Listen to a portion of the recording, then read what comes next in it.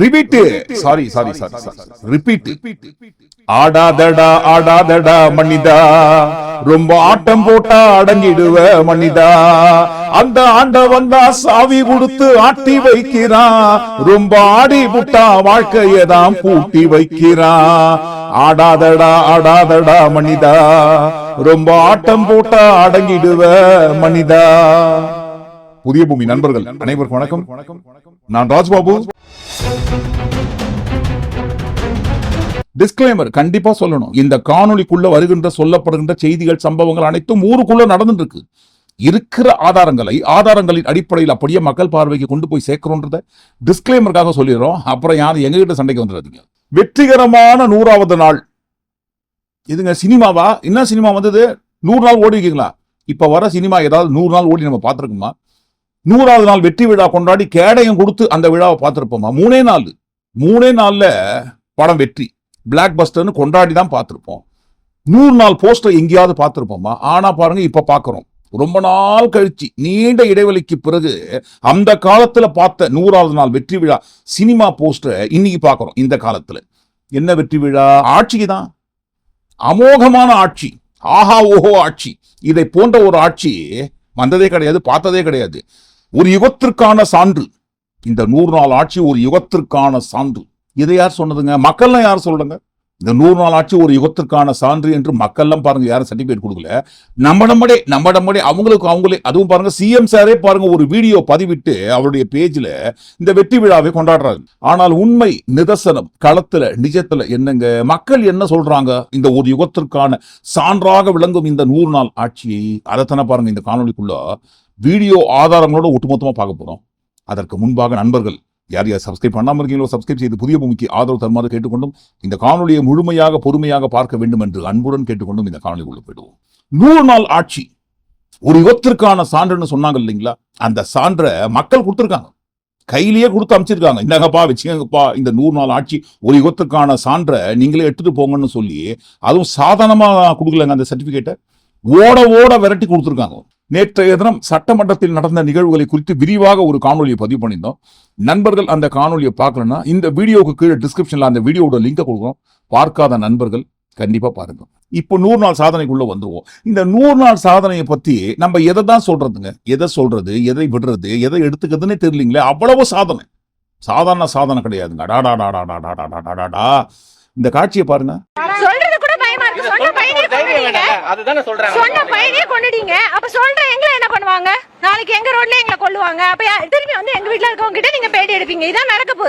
ஒரு யுகத்திற்கான சான்றாக விளங்கும் 100 நாள் ஆட்சிக்காக மக்கள் கொடுத்த பரிசு.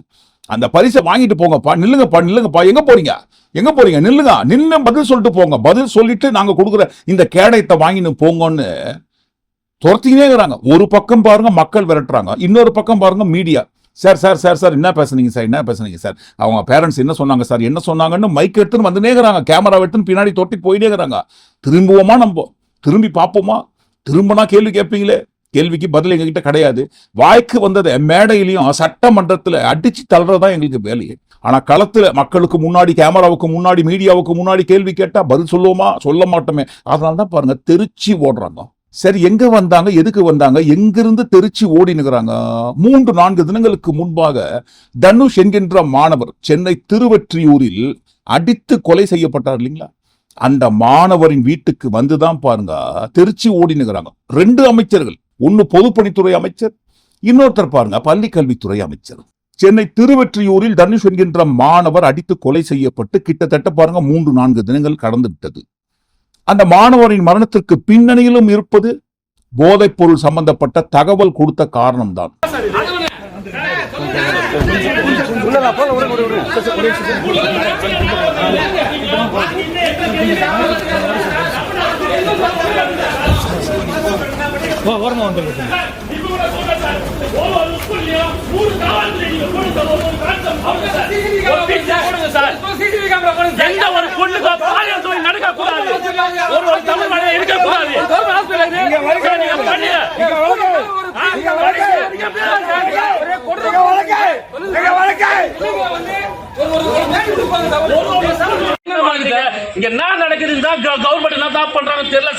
போதைப் பொருளை தடுப்பதற்கு சிறப்பு படை அமைச்சிருக்கோம், இவ்வளவு கோடிகளை ஒதுக்கியிருக்கோம், இனிமே பாருங்க என்ன மாதிரி இருக்க போதுன்னு சொல்லியிருந்தீங்க. ஆனா இப்பதான் பாருங்க, இந்த 100 நாள் சாதனையை கொண்டாடும் இந்த 100 நாட்களில் தான் போதைப் பொருள் புழக்கம் அதிகமாகி கொண்டே போகிறது.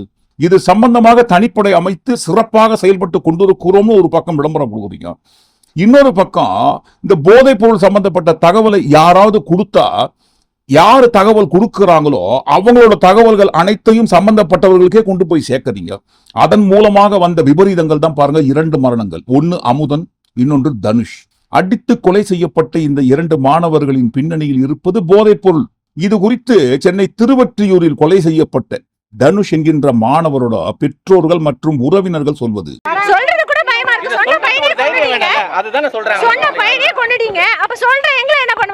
நாளைக்கு எங்க ரோட்ல எங்களை கொல்லுவாங்க, அப்ப திரும்பி வந்து எங்க வீட்டுல இருக்கவங்க கிட்ட நீங்க பேட்டி எடுப்பீங்க. இதான் நடக்க போகுது. அந்த பையனை திரும்பி தர முடியுமா உங்களால? ஒண்ணும் பண்ண முடியாதுல்ல. அப்புறம் இப்படி பண்ணி என்ன பிரயோஜனம்? என்ன படம் போட்டு என்ன பிரயோஜனம்? சம்பவம் நடந்து 4 நாட்கள் கடந்து விட்டது. இந்த 4 நாட்களில் யாருமே எட்டி பார்க்கல, என்னன்னு கேட்கல, ஒரே ஒரு ஆறுதல் சொல்வதற்கு கூட யாரும் இல்லை. ஆனா பாருங்க, எதுக்காக நைட்டோட நைட்டா வந்து ஏதோ ரகசியமான விஷயத்தை பேசுவதை போல பேச வந்தீங்க. என்னென்னமோ படையை அமைச்சிருக்கோம்னு சொன்னீங்க, அந்த படை இந்த படை எந்தெந்த படையோன்னு சொல்லி. ஆனா எல்லாமே தண்டப்படை. நாங்க சொல்லுங்க, பாதிக்கப்பட்டவர்கள் சொல்வது. என்ன பண்ண போறீங்க? சும்மா அந்த படை இந்த படை போட்டு சும்மா தண்டப்படை பாருங்க. கொலை செய்யப்பட்ட அந்த மாணவர் வீட்டுக்கு தான் போயிருக்காங்க, தனுஷ் என்கின்ற மாணவர் வீட்டுக்கு தான் போயிருக்காங்க இந்த 2 அமைச்சர்களும். போன இடத்துல கேள்விக்கு மேல கேள்வி கேட்டிருக்காங்க. யாரையும் உள்ள அலோ பண்ணல, இவங்க மட்டும் தான் போயிருக்காங்க. என்ன பேசினாரு, என்ன பண்ணாரு, என்ன பண்ணி கொடுத்தாரு, என்ன பண்ணாரு கூட தெரியாது. இப்ப கூட எங்க அண்ணன் பையன் என்ன நடந்தது உள்ள என்ன கேள்வி கேட்டாலும் ஒழுங்கா பதில் சொல்ல மாட்டீங்க. அப்ப என்னத்துக்கு தான் நீங்க வரீங்க இங்க? ஆறுதல் சொல்வதற்கு வரேன்னு சொல்லிட்டு ஏன் பகல் எல்லாம் வராம யாருக்கும் தெரியாம ராவோட ராவா வரீங்க? இப்ப வந்து அமைச்சர்களும் பாக்குறது எப்படி பாருங்க. நீங்க இப்ப அவர் வந்தாரு, நீங்க அவர் பார்த்து போறாரு. நீங்க எத்தனை பேர் கேள்வி கேட்டாங்க? எனக்கு ஒரு பதில் சொன்னாரா? அப்ப நாங்க என்ன பண்ணுவோம்? நாளைக்கு 10th மேல படிக்கிற பிள்ளைங்களுக்கு எங்களுக்கு பயமா இருக்குங்க. நாளைக்கு எங்க பிள்ளைங்களுக்கு இப்படி தானே நடக்கும். நாங்க என்னங்க பண்ண முடியும்? அரசாங்கம் என்ன பண்ணுது சார் சொல்லுங்க. ஒண்ணும் இல்ல சார். கேள்விக்கு மேல கேள்வி கேட்டு மக்கள் துரத்திட்டு போயினே இருக்கிறாங்க, திரும்பி பார்க்காம ஓடுறாங்க பாருங்க. இதெல்லாம் எப்ப நடக்குதுங்க? ஒரு 4-4.5 வருஷம் ஆட்சி செய்ததற்கு பிறகு நடக்கலுங்க. வெற்றிகரமான 100வது நாள் என்று போஸ்டர் ஒட்டி பேப்பர்ல, எல்லா பேப்பர்லயும் பாருங்க, லட்சக்கணக்கில் செலவு பண்ணி வெற்றிகரமான 100வது நாள் போஸ்டர் ஒட்டுறாங்க இல்லைங்களா?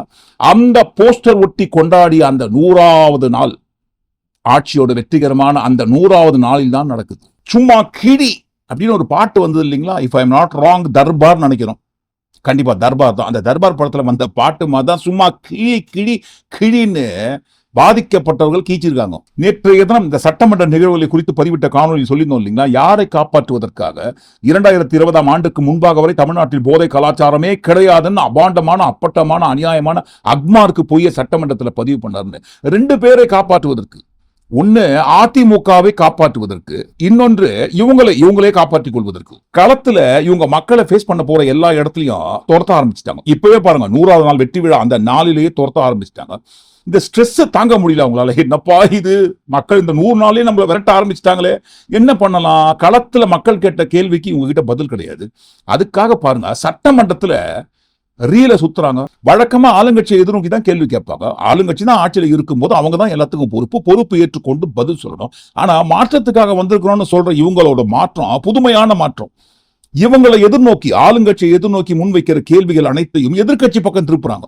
எல்லாத்துக்கும் நீங்க தான் காரணம், எல்லாத்துக்கும் நீங்க தான் காரணம். இப்ப எல்லாத்துக்கும் அவங்க தான் காரணம்னு சொல்லி இதற்கு முந்தைய ஆட்சி வேண்டாம் என்றுதான் மக்கள் உங்களுக்கு ஓட்டு போட்டு தேர்ந்தெடுத்து இருக்காங்க.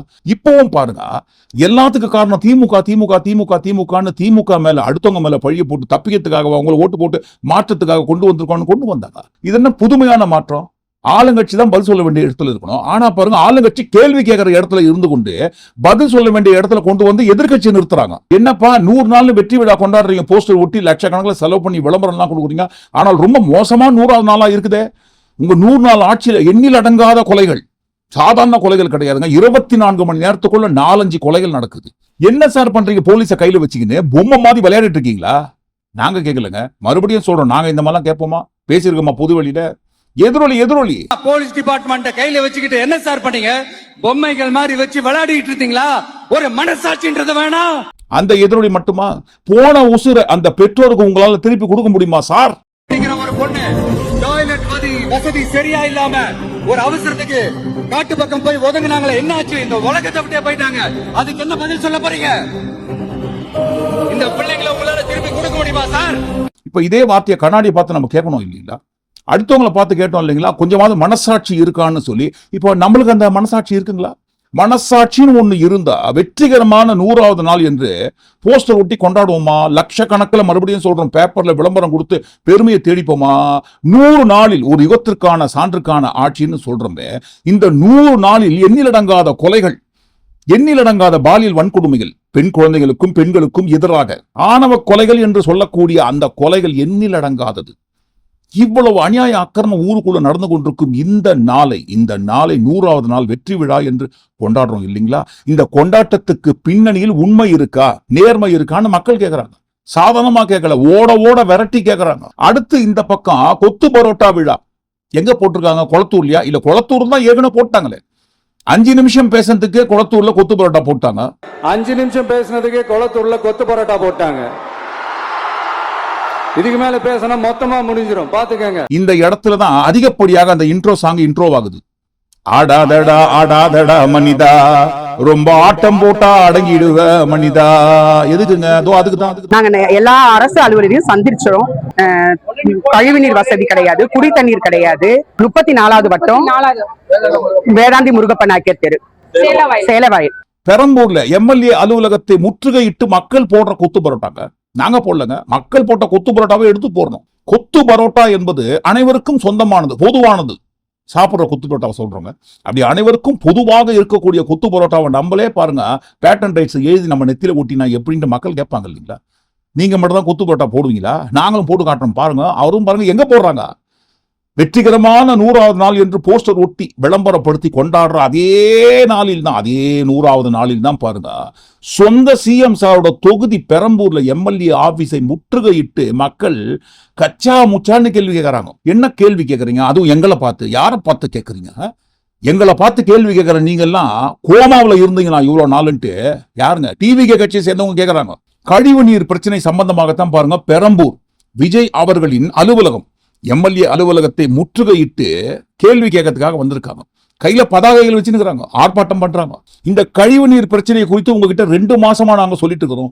யாருமே இந்த பக்கம் எட்டி கூட பார்க்கல. அதிலும் மிக முக்கியமாக எம்எல்ஏ சார் இந்த பக்கம் எட்டி கூட பார்க்கல. அவங்க எம்எல்ஏ சார்னு சொல்றது நம்ம சிஎம் சார் சொல்றாங்க. சிஎம் சார் தான் இந்த பக்கம் எட்டி கூட பார்க்கல. ஒரே ஒரு நாள் வந்தாருங்க எம்எல்ஏ ஆபீஸை திறக்கிறதுக்காக. என்னென்ன சொன்னாங்க எல்லாமே பாருங்க, இன்ஸ்டன்டா பாருங்க, ஃபாஸ்ட் ஃபுட் மாதிரி துரிதமாக நடைபெறும். 48 மணி நேரத்துல எவ்வளவு பேருக்கு ரேஷன் கார்டு கொடுத்தோம்னு சொன்னாங்க. 48 மணி நேரத்துல ரேஷன் கார்டு வீடு தேடி வருதுங்களா? அப்படிங்களா? நாங்க பாருங்க, இது சம்பந்தமாக அன்றைய தினமே சம்பந்தப்பட்ட அலுவலக அதிகாரியை தொடர்பு கொண்டு கேட்டோம். என்னங்க 48 மணி நேரத்துல ரேஷன் கார்டு கொடுக்க ஆரம்பிச்சிட்டீங்களான்ட்டு. அப்படியெல்லாம் கிடையாதுங்களேங்க. பிப்ரவரி மாசத்துல அப்ளை பண்ணவங்களுக்கு எல்லாம் இந்த மாசம் தான் வராங்க. எப்பங்க? பிப்ரவரி மாசத்துல அப்ளை பண்ணவங்களுக்கு வெரிஃபிகேஷனுக்கே பாருங்க ஜூலை மாசம் தான் வராங்க. மார்ச் மாசத்துல அப்ளை பண்ணவங்களுக்கு ஆகஸ்ட் மாசம் வருவாங்க. அப்ப ஏப்ரல் மாசத்துல அப்ளை பண்ணவங்க செப்டம்பர்ல வருவாங்க. என்னங்க நீங்க இப்படி சொல்றீங்க? ஆனா 48 மணி நேரத்துல ரேஷன் கார்டு கொடுப்பதாக சிஎம் சார் பேசினுக்கிறாரு, சிஎம் சார் கொடுத்துனுக்கிறாரு ஆயிரக்கணக்கானவங்களுக்கு. அப்படிலாம் எங்களுக்கு தெரியாதுங்க. எங்க கிட்ட இருக்கிற ரூல்ஸ் அண்ட் ரெகுலேஷன்ஸ் ப்ரொசீஜர் இதுதான் நிதர்சனம்னு சொல்லி சம்பந்தப்பட்ட அலுவலக அதிகாரிகள் சொல்றாங்க. ஆனா பாருங்க, விளம்பரம் 48 மணி நேரத்துல ரேஷன் கார்டு வழங்கப்பட்டதுன்ட்டு விளம்பரம்லாம் கோலாகலமாக கொடுத்து பெரம்பூர்ல எம்எல்ஏ ஆபீஸ் தந்தாங்க இல்லைங்களா? ஆனால் பிரம்மாண்டமாக விளம்பரம் செய்து எம்எல்ஏ ஆபீஸை திறந்ததோடு அவ்வளவுதாங்க. பெரம்பூர்ல 50-60 நாட்களாக ஏகப்பட்ட பிரச்சனைகளை குறித்து மனுக்களை கொடுத்துனுங்கிறமே தவிர, ஆனால் அந்த மனுக்களை பிரித்து படிப்பதற்கு கூட யாருமே இல்லை என்பதுதான். வெற்றிகரமான 100வது நாள் விழா கொண்டாடும் அந்த நாளில் விஜய் அவர்களின் பெரம்பூர் எம்எல்ஏ அலுவலகம் முற்றுகையிடப்படுகிறது. இந்த இடத்துல எங்கேயோ எப்போதோ யாரோ கொடுத்த வாக்குறுதி ஒலித்து கொண்டே இருக்கிறது. சரியா பாருங்க, காதல விட மாட்டா. வந்துச்சு ஞாபகம் வந்துச்சு. என்னெல்லாம் நீங்க ரொம்ப ஈஸியா பார்க்கலாம், சர்வ சாதாரணமா பார்க்கலாம். அதெல்லாம் அவ்வளவு ரொம்ப பெரிய கஷ்டமான வேலைலாம் கிடையாதுங்க. மாசத்துக்கு ஒரு முறை கண்டிப்பா நான் வருவேன். வரும்போது என்ன எல்லாருமே சர்வசாதாரணமா ஈஸியா அக்சஸ் பண்ணலாம் அப்படின்னு சொன்னார் இல்லைங்களா? யாருங்க? நம்ம சிஎம் சார் தான் சொன்னாரு. ஆனா பாருங்க, சிஎம் சாரை விடுங்க, தொகுதியோட எம்எல்ஏ விஜய் சாரை விடுங்க, எம்எல்ஏ அலுவலகத்தில் யாருமே இல்லைங்களாமே. யாருகிட்ட என்ன பிரச்சனை குறித்து சொல்வது, யாருகிட்ட எந்த மனுக்களை கொடுப்பதுன்ற ஒரு விவரம் கூட தெரியாம தான் பாருங்க வேற வழியே இல்லாம வெடித்து வந்திருக்கிறது இந்த முற்றுகை போராட்டம். மனுக்களை கொடுக்க வர மக்கள் கிட்ட மனுக்களை பெறுவதற்கு மட்டும் பாருங்க எம்எல்ஏ ஆபீஸ்ல யாருமே இல்லை. இதே பாருங்க பிரச்சனை வெடிச்சு மக்கள் முற்றுகையிடுற பிரச்சனை வந்ததற்கு பிறகு வந்து நிக்கிறாங்க பாருங்க டிவி கட்சியை சேர்ந்தவங்க. அவங்க தான் கேட்கறாங்க, இத்தனை வருஷம் கோமால இருந்தீங்களா நீங்க? அதுல மிக முக்கியமாக இந்த கழிவுநீர் பிரச்சனை சொல்றீங்க இல்லைங்களா, அந்த பாதை சம்பந்தப்பட்ட வழக்கு நீதிமன்றத்துல இருக்கு. 2019 ஆண்டில் இருந்தேன்னு விளக்கம் கொடுக்குறாங்க. அது வந்து கோர்ட்ல கேஸ் ஆகி எலெக்ஷனுக்கு முன்னாடி அது ஆர்டர் கொடுத்துட்டாங்க. ஓகேங்களா, எலெக்ஷனுக்கு அப்புறம் உங்களுக்கான தீர்வை இன்னும் 2-3 சட்டசபை நடந்ததுனால எங்கள்கிட்ட அட்டர்னி ஜெனரல்கிட்ட நாங்கள் பர்மிஷன் வாங்க முடியும். கோர்ட்ல நாங்க வந்து பார்த்துட்டோம் மேடம். இவர் வராரு, பேசுறாரு, டீட்டெயில் கேட்கிறோம். முந்தானத்தை மேடம் அப்படி கிடையாது. அப்பதான் பாருங்க அந்த இடத்துல நாங்க சொல்லலங்க, மக்கள் கேட்கறாங்க. இந்த ஈர வெங்காய விளக்கத்தெல்லாம் இப்ப கொடுக்குறீங்களேங்க, ஆனா ஓட்டு கேட்க வரும்போது என்ன சொன்னீங்க? நாங்க அப்படி பண்ணிடுவோம், இப்படி பண்ணிடுவோம், இந்த பிரச்சனையெல்லாம் நாங்க வந்ததுக்கு அப்புறம் இருக்கவே இருக்காது, எல்லாத்தையும் சரி பண்றதுக்காக தான் எங்களுக்கு ஓட்டு போடுங்க, மாற்றத்திற்காக நாங்க ஆட்சிக்கு வந்து உங்களுக்கு என்ன மாதிரி மாற்றத்தை கொடுக்க போறோம்னு சொல்றீங்க. ஆனால் இதுக்கு முன்னாடி இருந்தவங்களே தேவலான்ற ஒரு நிலைமைக்கு கொண்டு வந்து வச்சிருக்கீங்க. எவ்வளவு பிரச்சனை எங்களுக்கு இருக்கு, அது குறித்து கேட்டா கோமால இருக்கீங்களான்னு கேக்குறீங்க எங்களை பார்த்து. 2019 வழக்கு இருக்கு, தீர்ப்பு இருக்கு, இப்ப சொல்றீங்களேங்க, அப்ப ஏன் வாக்குறுதி கொடுத்தீங்க? நாங்க வந்ததுக்கு அப்புறம் எல்லா பிரச்சனையும் சரி செஞ்சிருவேன்னு சொன்னீங்களேங்க, என்ன பிரச்சனை நீங்க சரி பண்ணீங்க? கேட்கிற கேள்விக்கு கூட பதில் சொல்றதுக்கு யாருமே எம்எல்ஏ ஆபீஸ்ல இல்லைன்னு சொல்வதுதான் பாருங்க மக்களோட முதன்மையான கேள்வி. இந்த கேள்வியை கூட எதுக்காக மக்கள், பெரம்பூர் மக்களுக்கு வெறி ஏறி எம்எல்ஏ அலுவலகத்தை முற்றுகையிடுற அளவுக்கு வந்து கேள்வி கேட்கறாங்கன்னா, இவங்க பண்ண விளம்பரம் அந்த மாதிரிங்க, இவங்க பண்ண ஆர்ப்பாட்டம் அந்த மாதிரிங்க. ஒரு யுகத்திற்கான சான்று இந்த 100 நாள் ஆட்சின்னு பேப்பர்ல, எவ்வளவு பேப்பர்ல, எந்த பேப்பரை திறந்தாலும் ஏதோ சினிமா, விஜய் அவர்கள் நடித்த சினிமா 100 நாள் ஓடுனது கிடையாது. இருந்தாலும் பாருங்க ஓடாத ஒரு படத்துக்கு 100 நாள் வெற்றி விழா கொண்டாடுவாங்க இல்லைங்களா, அந்த மாதிரி தான் பாருங்க 100வது நாள் வெற்றி விழான்னு கொண்டாடுறாங்க. ஒரு யுகத்திற்கான சான்று இந்த ஆட்சின்னு. அப்ப இந்த விளம்பரத்தெல்லாம் பார்த்து மக்களுக்கு வெறி ஏறதானே செய்யும். அந்த வெறியின் காரணமாகத்தான் பாருங்க எம்எல்ஏ அலுவலகத்தை பெரம்பூர்ல வந்து முற்றுகையிட்டு கேள்வி கேட்கிறாங்க. கேள்வி கேட்கிற மக்களை பார்த்து இவங்க கேட்பது, கோமாவில் இருந்தீங்களா இத்தனை வருஷம்? சட்டமன்றத்தில் ஆளுங்கட்சியை நோக்கி எதிர்கட்சிகள் முன்வைக்கிற கேள்வி, பெண்களுக்கு பாதுகாப்பு இல்லை, பாலியல் வன்கொடுமைகள் நடக்குது, தொடர்ந்து கொலைகள், 10 நாள்ல 12 கொலை, ஒரே நாள்ல 4 கொலை, என்னங்கன்னு கேள்வி கேட்டா ஆளுங்கட்சி பாருங்க எதிர்கட்சியை கை காட்டி எல்லாத்துக்கும் காரணம் நீங்க தாங்கன்றாங்க. மாற்றம் கொடுப்பாங்கன்னு நம்பி உங்களுக்கு ஓட்டு போட்ட மக்கள் எம்எல்ஏ ஆபீஸை வேற வழியே இல்லாம முற்றுகையிட்டு கேள்வி கேட்கிற மக்களை பார்த்து இவங்க கேட்பது, கோமாவில் இருந்தீங்களா? இந்த கேள்விக்கு இது பதில் இல்லையேன்னு 23ஆம் புலிகேசில வர டயலாக் தான் ஞாபகத்துக்கு வருது. எந்த கேள்வி கேட்டாலும் சம்பந்தம் இல்லாம பதில சொல்லி மடைமாற்றம் செய்யற இவங்க ஆட்சிக்கு வருவதற்கு முன்பாக என்னென்ன பேசினாங்க?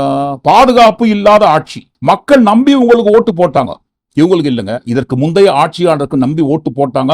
ஆனால் நம்பி ஓட்டு போட்ட மக்களுக்கு நீங்க கொடுத்த பரிசு 2019, 2021, 2024 இந்த 3 தேர்தலையும் மக்கள் உங்களுக்கு வாக்களிச்சதுக்கு காரணம் நீங்க மக்களுக்கு ஏதாவது நல்லது செய்வீங்கன்னு நம்பிதான். ஆனா நீங்க மக்களுக்கு கொடுத்த பரிசு மக்களுக்கு பாதுகாப்பே இல்லாத மக்கள் விரோத ஆட்சி. அந்த மக்கள் விரோத ஆட்சியை அகற்றிட்டு அந்த இடத்தில் தமிழக வெற்றி கழகத்தை ஆட்சி பீடத்தில் அமைக்கணும். அப்ப மட்டும் பாருங்க பாதுகாப்பு இல்லாத ஆட்சியை கொடுத்ததற்கு காரணம் ஆட்சியாளர்கள். இப்ப இதை இவங்க ஆட்சியில பாதுகாப்பு இல்லைன்னு கேட்டா அதுக்கு காரணம் நாங்க கிடையாதுங்க, அதுக்கெல்லாம் எதிர்கட்சி தான் காரணம். நீங்க தானே ஆட்சியில் இருக்கிறீங்க, உங்க கட்டுப்பாட்டுல சட்டம் ஒழுங்கு இருக்கு, போலீஸ் துறை உங்க கையில் தானே இருக்கு, அது எப்படி எதிர்கட்சி ஆகும்? ஆமாங்க, இதற்கு முந்தைய ஆட்சியில் பாருங்க ஏகப்பட்ட பிரச்சனை பண்ணி விட்டு போயிட்டாங்க. அதையெல்லாம் பாருங்க எங்களால் சமாளித்து முடிப்பதற்கு அடுத்து ஒரு யுகம் ஆவதற்கு வாய்ப்பு இருக்கு. எது தமிழ்நாட்டில் இந்த 50-60 வருஷம் ஆட்சி அதுதானே சொல்றீங்க நீங்க? சீச்சி, 50-60 வருஷம் ஆட்சியெல்லாம் நாங்க சொல்லவே இல்லைங்க, அதெல்லாம் போயே போச்சு, அதெல்லாம் போன வாரம், அதெல்லாம் எந்த பிரச்சனை கிடையாதுங்க. எல்லாத்துக்கும் காரணம் பாருங்க கடந்த 5 ஆண்டு மிகப்பெரிய பிரச்சனை மாதிரி போதைப் பொருள் பிரச்சனை தான். இது ஒரே நாள்ல வரல, இது ஒரு 5 ஆண்டு காலத்தினுடைய ஒரு தாக்கமும் இருக்கு. இந்த போதை பழக்க வழக்கம் நாங்கள் திருப்பியும் பதிவு பண்றோம். 2020 வரைக்கும் 2020க்கு முன்பு தமிழ்நாட்டில் போதை கலாச்சாரம் இல்லை, உறுதியாக நாங்கள் கூறுகிறோம். கடந்த 5 வருஷம் தான், கடந்த 5 வருஷம் ஆட்சி தான் எல்லாத்துக்கும் காரணம். இப்ப நடக்கிற பிரச்சனைகளுக்கும் காரணம் அவங்க தான். இல்லைங்க, நீங்க தாங்க ஆட்சியில் இருக்கிறீங்க, இருக்கிறவங்க நாங்க ஆட்சியில மட்டும்தான் நாங்க இருக்கிறோம். ஆனா எல்லாத்துக்கும் காரணம் திமுக. அப்போ நீங்க எதுக்குமே காரணம் இல்லைங்களா? நாங்க எதுக்குமே காரணம் கிடையாதுங்க, எல்லாத்துக்கும் காரணம் திமுக. ஆமா, இதற்கு முந்தைய ஆட்சியால் தான் எல்லாத்துக்கும் காரணம். இப்போ இந்த புள்ள இதுக்கு முன்னாடி இன்னொரு புள்ள அவன் வந்து கெஞ்சா வந்து வித்தாங்க, கம்ப்ளைண்ட் பண்ணாங்க சொல்லிட்டு ஒரு புள்ளைய வந்து சாவ வச்சாங்க ஒரு இடத்துல. உங்களுக்கு நல்லா தெரியும். இது ரெண்டாவது இது சம்பவம். இது நம்ம இடத்துல திருவத்தூர்ல இது ரெண்டாவது சம்பவம் இப்ப நடக்க போறது. இங்க இந்த நடந்து முடிஞ்சு எல்லாமே முடிஞ்சிச்சு. இப்ப இதுக்கு மேல என்ன காவல்துறை என்ன ஆக்ஷன் எடுக்க போகுது? ஸ்கூல்ல இல்லங்க, இந்த முனையில கூடங்க ஒரே கஞ்சா தான். பசங்க ஒரு 8 மணிக்கு 9 மணிக்கு மேல போக முடியாது. ஃபுல்லா கேங்க் அங்க நின்னுக்கிறானுங்க, ஆட்டோல உட்காந்துக்கிறானுங்க. எல்லா இடத்துலயும் ஒரே பயம் தான். நாங்க அப்புறம் எதை நம்பி நாங்க ஸ்கூலுக்கு பசங்களை அனுப்புறது? வெளியில பொம்பளை பசங்களை அனுப்ப முடியுதா? பெரியவங்களே போக முடியல, ஒரு பயமா இருக்கு. இது வந்து வர்ஷா நகர், இந்த ராஜா கடையில இருந்து வர்ஷா நகர் முதல் தெரியுது. இந்த சைடு ராஜா கடை, இந்த சைடு போனா தாங்கல். அதுக்கும் காரணம் திமுகன்னு சொல்லி எஸ்கேப் ஆகுறாங்கன்னா இவங்க கிட்ட என்ன கேள்வி கேட்பீங்க? எந்த கேள்வியும் கேட்க முடியாதுங்க. எங்களை பார்த்து நீங்க கேட்கிற ஒரே ஒரு கேள்வி என்ன தெரியுங்களா? Super, number 1, A1. இந்த மாதிரி ஒரு ஆட்சி உலகத்துல எங்கேயுமே பார்த்திருக்க முடியாது. ஆஹா ஆஹா ஆஹா, ரொம்ப அழகா இருக்காரு சிஎம் சார், கோட்ல ரொம்ப ஸ்டைலா இருக்காரு, அடாடா. இந்த மாதிரி பர்சனாலிட்டி ஒண்ணு போதாதா? எங்க இதுவரை இல்லாத அளவுக்கு தமிழ்நாட்டில் இதுவரை எந்த ஒரு எம்எல்ஏ அலுவலகம், அதுவும் சொந்த சிஎம் தொகுதியில எம்எல்ஏ அலுவலகத்தை முற்றுகையிட்டதே கிடையாதுங்க. ஆமாப்பா, முற்றுகையிடுவாங்கப்பா. அதுக்கு காரணம் திமுகன்னு சொல்லிட்டு நாங்க போயிட்டே இருப்போம். எங்க கிட்ட நீங்க எந்த கேள்வி கேட்க முடியாது. ஏதாவது கேள்வி கேட்டீங்கன்னா விசில் அடிங்க. விசில் அடிச்சா போதாதா? அந்த விசில் சத்தம் உங்களுக்கு ஒண்ணு போதாதா? அதாவது பாருங்க, புல்லாங்குழல் இசையை விட ரொம்ப இனிமையான ராகம் எதுன்னா விசில். உலகத்தின் முதல் மொழி. காது கொடுத்து கேளுங்கள், காது கொடுத்து கேளுங்கள். திரைமன்றங்கள் மட்டுமல்ல, சட்டமன்றத்திற்கு நாயகன் நீங்கள் தான். திரைமன்றங்கள் மட்டுமல்ல, சட்டமன்றத்திற்கு நாயகன் நீங்கள் தான். உயர்ந்த எண்ணங்களை விதையாக்கி ஊழல் ஒவ்வொன்றையும் களையெடுத்து சமத்துவம் எனும் செடி வளர்த்து மக்களாட்சி எனும் பெரும் மரத்தை பிடித்து நிற்கும் போச்சூட் போட்ட மனித விவசாயி நீங்கள். விசில் என்பது ஒளி அல்ல, அது பாமரர்களின் ஒளி. அதுவும் உலகின் பொது மொழி. விசில் காற்று இசைத்த முதல் ராகம். விசில் காற்றை இசைத்த முதல் ராகம். மனிதன் பயன்படுத்திய முதல் தொலைபேசி. காது கொடுத்து கேளுங்கள். விசில் தனியாக ஒலித்தாலும் கம்பீரம் குறையாது. விசில் தனியாக ஒலித்தாலும் கம்பீரம் குறையாது. விசில் சத்தத்தை காதல வாங்கி கேட்டு சோழியை முடிச்சுட்டு போவீங்களா? அதை விட்டுவிட்டு எப்ப பார்த்தாலும் கேள்விக்கு மேல கேள்வி கேட்டுறீங்க. எந்த கேள்வியும் ஆளுங்கட்சி எதிர்நோக்கி எங்களை பார்த்து எந்த கேள்வி கேட்காதீங்க. எந்த கேள்வி நீங்க கேட்கறதா இருந்தா திமுகவை போய் கேளுங்க. ஓட்டு உங்களுக்கு தாங்க போட்டோம், ஓட்டு எங்களுக்கு தான் போட்டீங்க. நீங்க நாங்க இல்லைன்னு சொன்னோமா? ஓட்டை வாங்கி நாங்க பத்திரமா வச்சுருக்கோம். ஆனா பாருங்க, கேள்வி மட்டும் எங்களை பார்த்து கேட்காதீங்க. ஏதாவது கேட்கணும்னா திமுக பார்த்து கேட்டுக்கோங்க. பெருமைன்னு வந்ததுன்னா, அதாவது பாருங்க, இல்லாத ஒரு பெருமையை இவங்களே பாருங்க பெருமை சேர்த்ததாக நினைத்துக் கொண்டு இல்லாத ஒரு பெருமையா வாங்கி பாக்கெட்ல போட்டு பெருமையா சுத்துவாங்க. ஆனா பாருங்க, பிரச்சனைன்னு வந்தா ஐயா எங்களுக்கு அதுக்கு எந்த சம்பந்தம் கிடையாதுங்க, எல்லாத்துக்கும் காரணம் திமுக தான் சட்டமன்றத்துல பதிவு பண்றாங்க. இந்த போதை பழக்க வழக்கம்ங்கிறது 100 நாட்கள் உருவாகல. இதை அடித்தளத்தில் உருவாக்குனது திமுக தான். அதனால்தான் மக்கள் உங்களை தூக்கி எறிஞ்சிருக்காங்க. உங்களுடைய தோல்விக்கான காரணம் போதை பழக்க வழக்கம். இதை நாங்கள் உறுதியாக இங்க பதிவு பண்ணிக்கிறோம். பொறுப்பை ஏற்று அக்கௌண்டபிலிட்டி எடுத்துக்கொண்டு பொறுப்போட செயல்பட வேண்டிய ஆளுங்கட்சியை பாருங்க எதிர்கட்சியை நோக்கி கை காட்டி எல்லாத்துக்கும் காரணம் அவங்க தான் சொல்ற காரணம் தான் பாருங்க மக்களுக்கு நாளாக வெறி ஏறுது. அந்த வெறியின் காரணமாகத்தான் களத்துல இவங்க வந்து நின்று என்னமா பிரச்சனை, நீங்க தான் பிரச்சனைன்னு சொல்லி ஓட விரட்டுறாங்க. ஆனாலும் பாருங்க, நீங்க எதை பத்தி கவலைப்படாதீங்க. ஒரு யுகத்திற்கான சான்று இந்த 100 நாள் ஆட்சி. ஏங்க உங்க 100 நாள் ஆட்சியை தாங்க முடியலன்னு மக்கள் சொல்றாங்க. உங்க ஆட்சியில ஒவ்வொரு நாளை மக்கள் கடத்துவதே பாருங்க ஒரு யுகத்தை போல இருக்கு. அப்படி இருக்கும்போது ஒரு யுகத்திற்கான ஆட்சின்னு சொல்றீங்களே, ஒரு யுகம் ஃபுல்லா இருக்க போறீங்களா? இது நம்மாலும் ஒரு படம். அந்த படத்துல வந்த ஒரு வசனம் தான் ஞாபகத்துக்கு வருது. பொதுவாக நான் கேள்விப்பட்டிருக்கிறேன், பூவுடன் சேர்ந்த நாரும் மணக்கும் என்று. ஆனால் இன்றைக்கு இந்த நாருடன் சேர்ந்து பூவும் நாறிவிட்டது. நீங்க நினைக்கிறீங்க ஒட்டுமொத்தமா எல்லாத்தையும் கூட்டி கழிச்சு இந்த காணொலிக்குள்ள வந்த எல்லா 100வது நாள் வெற்றி விழா நீங்க என்ன நினைக்கிறீங்கன்னு கண்டிப்பா தவறாம உங்க கருத்துல பதிவு பண்ணுங்க. மீண்டும் நாளை காணொலியை நாம் சந்திப்போம். நன்றி, வணக்கம்.